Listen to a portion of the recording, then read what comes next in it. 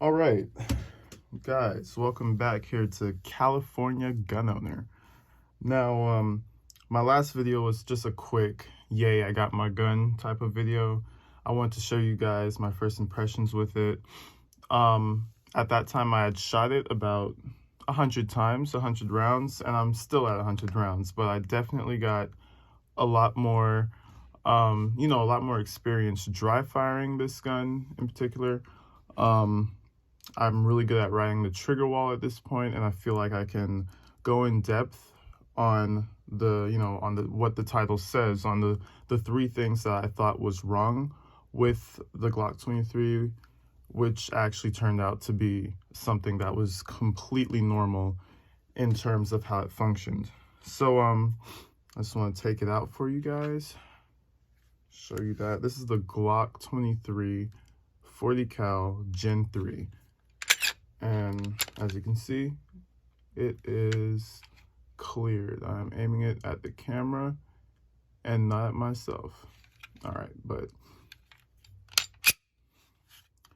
that is what we're working with. So I'm gonna get straight into it. First, I'm just gonna take these things off and we're just gonna talk about the gun itself. All right, so the first situation.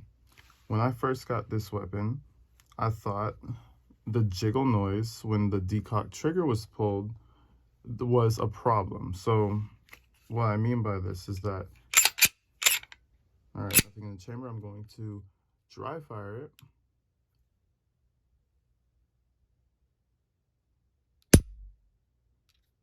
Now the trigger is pulled. Great. After the trigger is pulled, the first thing I noticed after dry firing like 10 times, there was a noise.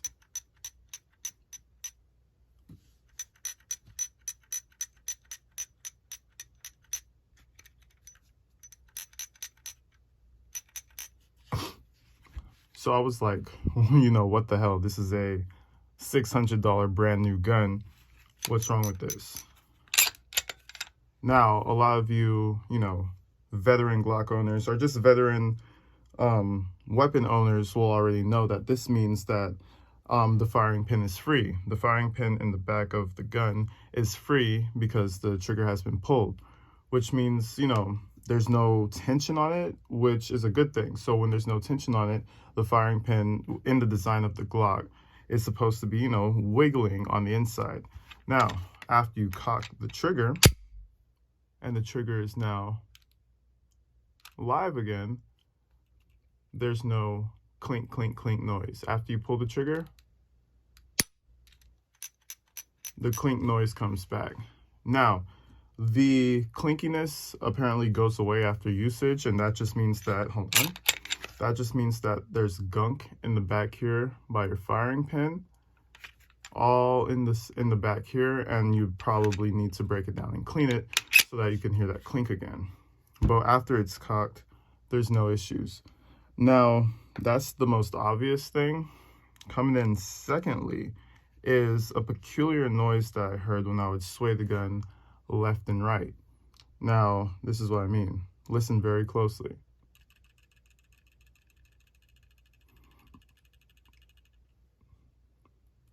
There's no clinkiness, but when I go left, right,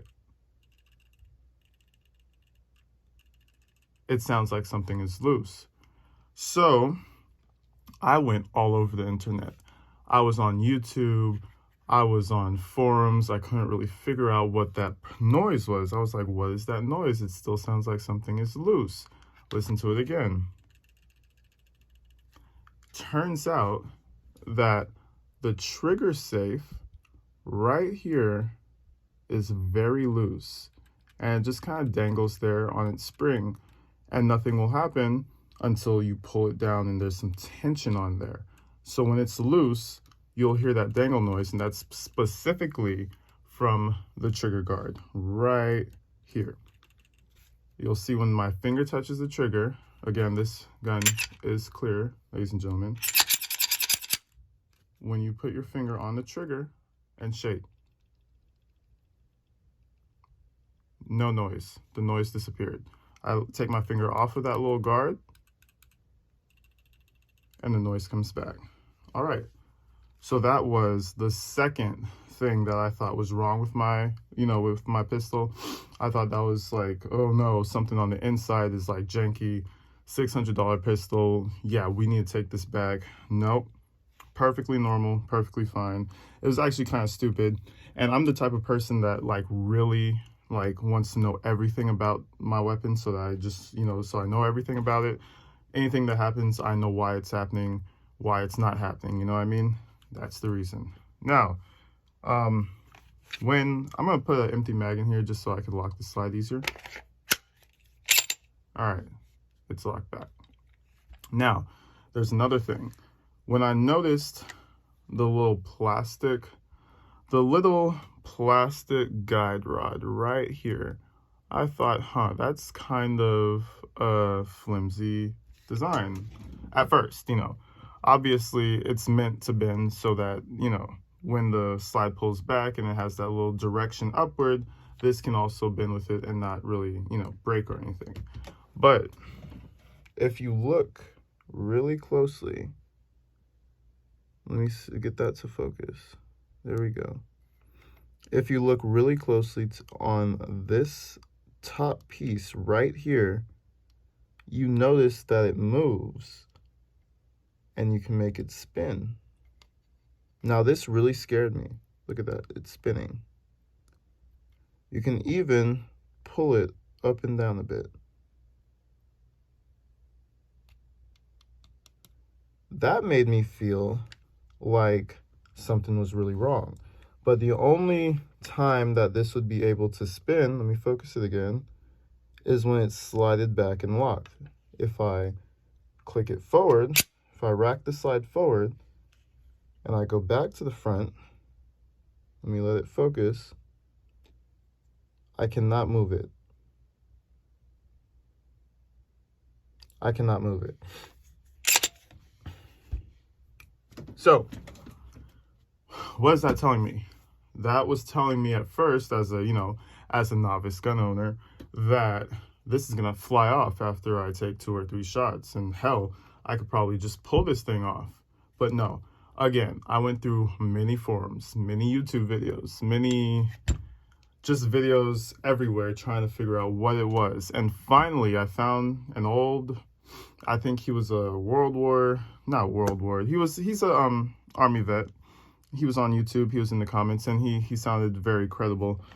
The thing is that these things are built for a certain amount of resistance, and that's the reason that there's a gap in between the top. I know I'm butchering the explanation, but there is a reason that Glock designed this to have a little wiggle and a little sway. And it's so that when the slide comes back so forcefully, it has a bit of elasticity to, retain that little recoil forward from the slide flying forward. That's the best that I can explain it, but it really made sense when he broke it down. And when it slides forward, every time it stops it and it stays very still. That was something that I really thought was wrong with the gun. So yeah, those are my 3 top issues that I thought was wrong, with the Glock, not knowing, how they tend to be, and, all the little subtle nuances that they have going on with them. From what I can see from this, it's a solid ass piece of hardware. There's like nothing that I can really find that's wrong with this weapon. I shot it for the first time, not very accurately. I'd say, I did a decent job because it's a 40 cal. It's the first time shooting a 40. And even then, being a first timer, I was able to get some, some keyholes after a little while, after I was able to get the hang of it. All right, so now that I just kind of showed you guys the things I thought was wrong with it, I just want to do a quick field strip because I didn't do that for you guys the first video. And since I'm a new gun owner, I wanted to show you guys my first experience doing it. So, dropping the slide, checking to make sure that there's a bullet in the chamber, dropping the slide again, pulling the trigger, dressing the slide back a little bit, pulling down those 2 tabs, and releasing, letting the slide fall forward. Such a beautiful process. Love it. After that, we remove the spring. And we remove the barrel. A little dirty, a little greasy. All right, so that's as much as I stripped the gun so far. I probably will do a more in-depth video. Now, some things I wanted to point out, the things I like about this gun is that, you know, it's just a few parts. You know, the spring here is an easy reassembly, and the barrel, the rifling barrel that causes the bullet to spin. It's a work of genius. I know other guns have the rifling barrel system, but this just seems so right to me. Like, everything is the way it should be done. So yeah, I'm gonna put it back together for you guys. I'm standing and sitting just so I can make sure you guys are getting the best angles. I really enjoy this weapon. This always gives me a bit of an issue. If you guys have any ways to get this spring on more smoothly, drop a comment down and tell me. I kind of have to like snap it in there. But I see other guys, they just kind of like slide it on in there with no effort at all. I'm not sure if that just comes with time shooting it or if it's a technique. All right, we're back together. I'm going to load up these snap caps. Let me put this to the side. All snap caps with rubber backs on them. I don't really like speed loaders. I feel like in a real situation, I have a speed loader right here, but I feel like in a real situation, you're not really gonna have time to have a speed loader. At first, I found it difficult to load up bullets against the spring pressure, but honestly, after you take a little bit of time and you kind of just realize the mechanics behind it, and you know the pressure points on everything, it's really not that hard to load. It just takes a little practice. Load up the snap caps, cock it back, and I'll dry fire the snap cap. All right, drop the slide, eject the bullet. All right, check it, it's empty. The second way of doing it, locking the slide back, inspecting the bullet, and cycling it forward. And I always like to do a press check. Make sure the bullet's cycled. Again, drop the slide. Oop. I tried to catch it. Slide it, make sure it's empty. Pull the trigger for safety. All right, ladies and gentlemen, that was my breakdown of this weapon. Really enjoy this thing. The 40 cal is amazing. The next video that I do post will be me at the range. You may see my face, you may not. I'll see how I feel about it. We're just going to be trying to keyhole some shots. We're going to be working on accuracy. I'm going to run some drills that I can find online. I'm going to bring it to you guys, and you guys can comment, tell me some other drills to run to get better. All love here, baby. I want to hear your comments and everything like that. So drop a like and a subscribe if you guys like the content.